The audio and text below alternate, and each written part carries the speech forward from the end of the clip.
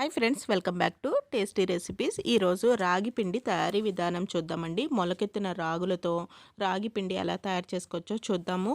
Summer start అయ్యింది అంటే ఎక్కువగా రాగి జావా, రాగి అంబలి తయారు చేసుకుంటూ ఉంటాం కదా.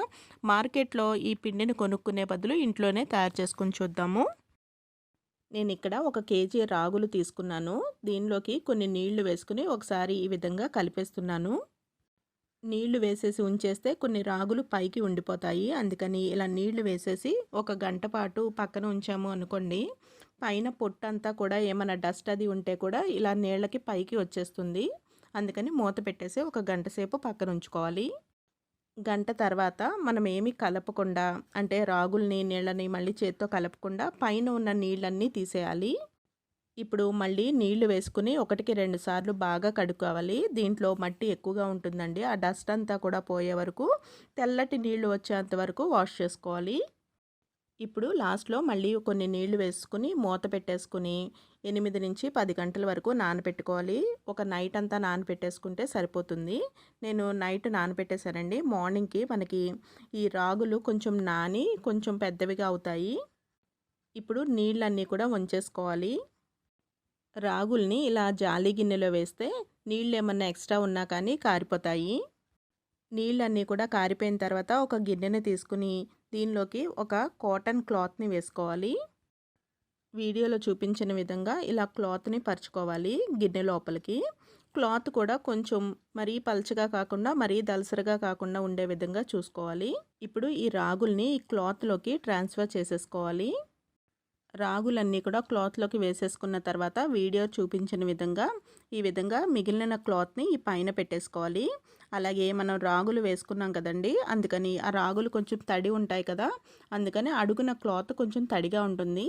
కానీ పైన మనం ఏదైతే కవర్ చేసామో ఆ క్లాత్ పొడిగా ఉంటుంది కదా, అందుకని కొన్ని నీళ్లు జల్లి తడి చేసుకోవాలి. మరి ఎక్కువ నీళ్లు వేయకూడదండి. కొంచెం క్లాత్ తడిచే విధంగా జల్లుకుంటే సరిపోతుంది. మరీ ఎక్కువ నీళ్లు వేశారు అంటే మనం ఇది ఒక 24 గంటలు లేదంటే 36 గంటల పాటు నాననిస్తాం కాబట్టి కొంచెం స్మెల్ వచ్చేసినట్టుగా ఉంటుంది. అందుకని ఎక్కువ నీళ్లు వేయొద్దు.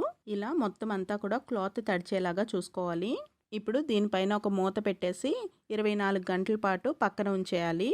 అప్పుడు మనకి కొంచెం చిన్నగా మొలకలు వస్తాయి. చూసారు కదా, 24 గంటల పాటు ఇలా ఉంచితే మనకి ఈ విధంగా మొలకలు వచ్చినాయి. ఇంకా ఎక్కువ మొలకలు కావాలి అనుకుంటే ఇంకొక 12 గంటల పాటు ఇలాగే నాననివ్వాలి. నేను 24 గంటల పాటు మాత్రమే నానబెట్టానండి. ఇప్పుడు వీటిని ఒకసారి నీడలో ఆరబెట్టేసుకోవాలి. నాకు ఆరడానికి 2 రోజులు పట్టిందండి. ఒకవేళ ఏమన్నా తడి అనిపించినట్టయితే ఇంకొక రోజు ఆరనివ్వండి.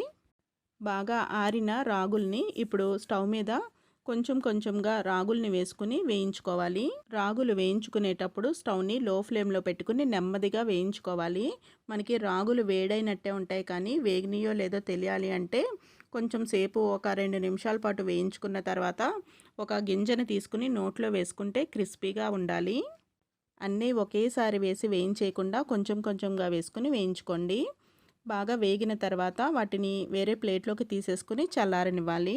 రాగులు చల్లారిన తర్వాత మిక్సీ జార్లో వేసుకున్నా కానీ మనకి పొడి అయిపోతుందండి. కానీ కేజీ పిండి కాబట్టి కేజీ రాగులు తీసుకున్నాను కదా, ఎక్కువ టైం పడుతుంది కదా, అందుకని నేను మిల్లుకి ఇచ్చేసాను.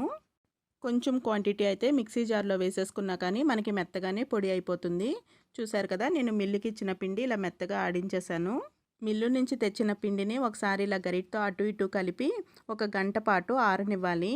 మిల్లు నుంచి తెచ్చిన వెంటనే మూత పెట్టేశాము అంటే వేడిగా ఉంటుంది కదండి, అందుకని త్వరగా పాడైపోతుంది. పిండి చల్లారిన తర్వాత మూత పెట్టేసుకుని స్టోర్ చేసుకోవాలి. ఎయిర్ టైట్ డబ్బాలో స్టోర్ చేసుకున్నాము అంటే ఎక్కువ రోజులు ఫ్రెష్గా నిల్వ ఉంటుంది.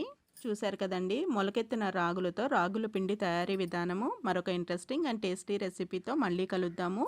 Thank you for watching food tree channel.